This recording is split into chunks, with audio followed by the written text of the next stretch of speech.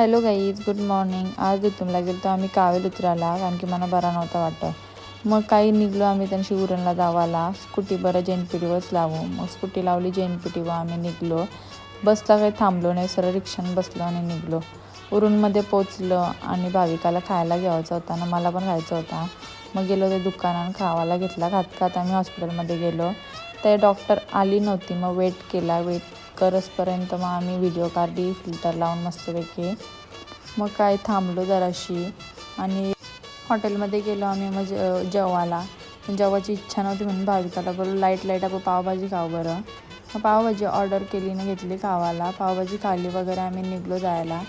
भाविकाचं bill बघून तोंड बघा कसा झालता. नंतर काय रिक्षाने बसलो आम्ही. स्कूटी लावलेली जेनपीटीवरती स्कूटी घेतली, निघलो घरी जायला. हिला दास्तानावर सोडली ना, मी निघलो कामावर जावाला. मग काय जरासा पेट्रोल टाकला स्कूटीन. कामावर गेल्या सुरुवात खावाची. नंतर काही कॉफी पिला. मग काम वगैरे केला, पेंडिंग होता तो. निघताना शेवपुरी आणि दहीपुरी आणली होती खाली जरा काय भाजी वगैरे घेतली येताना.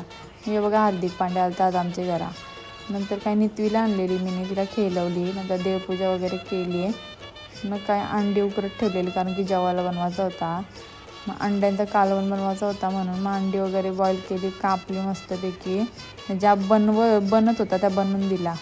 न काय चपात्या वगैरे भुजल्या. न बाव होता त्या 2च तुकड्या, मग त्या तळल्या. एक मिनी घेतली ना, एक दादाला. जेवलं वगैरे मस्त. जराशी बसलेली ते बघा काय करत होता त्याची त्यालाच माहीत. नंतर काय व्हिडिओ वगैरे एडिट केले आणि गप झोपलो. Good night guys.